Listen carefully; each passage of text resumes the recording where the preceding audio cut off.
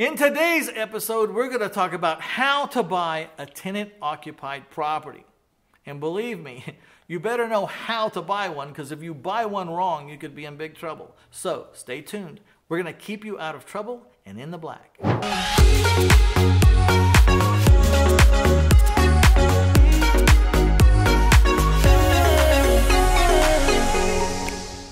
Today we're discussing tenant-occupied properties. So we're going to discuss what is a tenant-occupied property, why is it important to have documentation when you're buying a tenant-occupied property, what is an estoppel letter or an estoppel certificate and how can you use it to help you, and then last we're going to talk about the 4 major mistakes that investors make when they're buying a tenant-occupied property. And this is very important because it'll keep you out of hot water, so stay tuned. So what is a tenant-occupied property? It sounds kind of obvious at first, right? Of course, it's a property you buy that has someone inside of it paying rent or leasing the property. Yeah, well, that's real obvious, and I get it. It is obvious. But what if you're buying a property and there's an undivided interest and you don't really see the occupant, but there's occupants in there with you, in the deal with you? What if you buy a piece of land and you go on it and there's nothing on the land and there's no house, so there's no tenant occupying it per se, but then you find out 2 weeks later as you're clearing the land to make parcels to subdivide so you can build houses, you find out that there's a lease for a rancher to graze his cattle on that land for the next 7 years. So it's not so obvious sometimes, and that's why I wanted to have this formal conversation about what is a tenant-occupied property, because there's more to look for than just a person in an apartment or a person in a house. And why do we need documents from the people in the property? Let's say you got a $200,000 house and you're going to buy it for $10,000. Do you really need documentation concerning the person that's in the house? You say to yourself, man, it's a $200,000 house. I'm going to get it for $10,000. Well, who cares what that guy's problem is? Whatever it is, I'll handle it. Well, what if that guy says, I paid rent to this man for 12 years, and he said if I paid him for 12 years, I would be the owner, and I have a lawsuit against you now because you don't own this property, I own this property. That's a problem, isn't it? So, I say never buy a property if you don't have original documentation as to how the occupant inside that property is there. Are they there because they're a renter? Were they there as an owner finance buyer who's in default? Are they there as a squatter? How are they in there? Because if you don't have documentation as to how that person's in that house, there are some people out there that I like to affectionately call sidewalk lawyers. They're people that are professionals at moving into houses and stating a fabricated argument that they have rights to that house that they don't have, and it can take you a very long time to get them out, and it can be very expensive to win the lawsuit if you have to lawyer up. So, I really do not like to buy properties where I do not have original documentation as to why these people are occupying the property or the improvements, okay? Now, when you do find a property that you want to buy that has an occupant and you do get the documentation, you need to read through it carefully.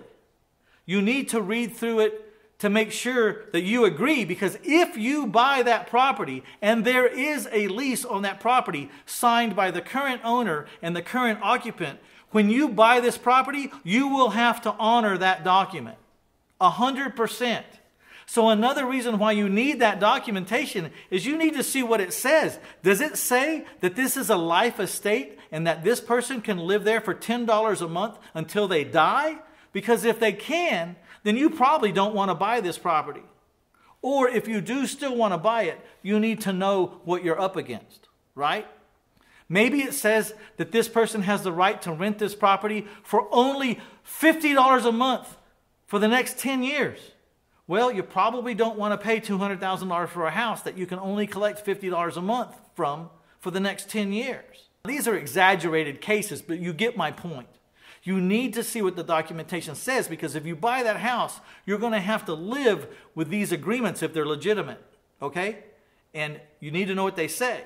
So I hope I've impressed upon you the importance of getting your hands on the original documents If your seller doesn't have an agreement with the person in the house, then I suggest strongly that you don't buy the house until your seller gets an agreement signed with your buyer. And that agreement can look very much like what you want it to look like. But I wouldn't buy the house until I've talked to that occupant and we've come to some kind of written agreement about where they stand, how they're in there, and when they're going to leave. It'll save yourself a lot of heartache, because once you buy the house, you've lost all your leverage to get the seller to help negotiate with the undocumented occupant anything. You've lost all your leverage. And the occupant, if they're a sidewalk lawyer, will know that too. And you'll be asking for big trouble. They'll dig in. Ask me how I know all this stuff. I know all this stuff because it's happened to me more than once. It shouldn't have happened to me more than once, but I'm a slow study. That's why I'm talking to you. I'm trying to help you avoid these problems. Now, before I talk about the 4 critical mistakes that most investors make when they buy an owner-occupied property, I want to implore you to take a good hard look at that like button and that share button, and please, let's use them. Walk your little fingers right over there. Let's hit that like button and hit that share button. Let the world know that we exist, because a lot of people don't. And also, if you haven't subscribed, please subscribe, because I can help you in so many different areas, not because I'm the smartest guy in the world, but because I've had a long, very busy career, and I've had a lot of things happen to me, good and bad. And I think I can help you avoid some of the bad stuff, and I think I can push you quicker to the good stuff. So hit that subscribe button. As promised, let's talk about the 4 critical mistakes that real estate investors make when they buy a tenant-occupied property. Now, as you can guess, the number 1 mistake is they don't get and review the documents as to how that occupant is in that property. That's the number 1 mistake, is they don't get copies of the documents, they don't get original documents, and they don't review the documents, and they don't understand really how that person is in there. This is very dangerous. So make sure you get documents and that you understand the documents, because you're going to have to honor them if you buy the property. If there's no documents, you better get some documents before you buy the property. Number 2, a lot of times you'll buy a tenant-occupied property and there is a lease, but the lease has expired, so it's kind of rolled over into a month-to-month agreement. You know, when a year lease expires, but the person in the house doesn't leave the house, it just uses the same terms of the year lease, but it's every 30 days. If they had to pay every 2 weeks, then it's every 2 weeks you have a chance to renegotiate. If they were paying every 30 days, then every 30 days you have a chance to renegotiate.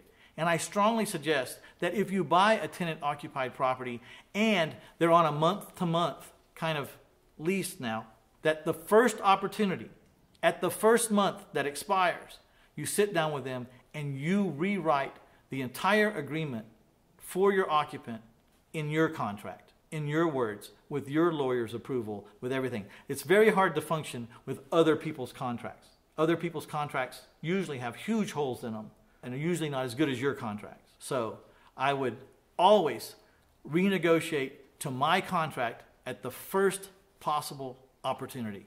And here's an example of why you would want to do that. Recently, my partner and I bought a package of 5 car sales lots. You know, those little mom and pop car lots that you see up and down the street. We bought a package of 5 of them. And it took a long time to close this deal. And when it closed, we celebrated, and then we woke up the next morning and we went on with life as usual. And we missed the opportunity to renegotiate every lease with every renter that we had. And when the freezes came to Texas, some pipes broke in the ceiling of one of the car lots. The water pipes had been run through the ceiling, and when they broke in the ceiling, and they poured down onto the desk and ruined a whole bunch of computers that my tenant had. I thought, no problem. All my tenants are responsible for their own stuff, and they have been informed that they have to have renter's insurance, or they sign off that they don't have renter's insurance, but that I'm not responsible for it. Of course, I don't need to worry about that. But I forgot to have them sign my lease. I was operating on the lease from the seller. The seller who sold me the property had a lease with them, and come to find out, his lease wasn't very good, and I was going to have to pay for all that computer stuff. About $5,000 worth. So, This is how you learn your lessons in this business, or at least how I learn them. Hopefully you can learn this lesson ahead of time. The minute you have a chance to renegotiate the lease, you get the lease into your framework, into your words from your lawyer, and do not operate on your seller's lease. Cut that as short as you can. Number 3 mistake is the buyer of a tenant-occupied property does not collect the rent deposits from the seller. They close, they fund, the seller moves off to Tahiti, and then later on, your tenant wants to move out and he wants his deposit back, and you're going, well, I didn't get a deposit. And they said, well, I gave the deposit to the guy that moved me in here, the guy who sold you the property. And you say, well, he didn't give it to me. And they say, well, I really don't care. I want my deposit back. Remember, you bought that property and you have to honor the lease that came with that property. And if you didn't collect the deposit from the seller, then you got to take the deposit out of your pocket and give it back to this guy, or state all the reasons why he doesn't deserve a deposit. But anyway, it's your problem. So make sure you get the deposits when you buy a tenant-occupied property. The 4th and final mistake that investors make when they buy a tenant-owned property is they don't get estoppel certificates or estoppel letters. What is an estoppel certificate?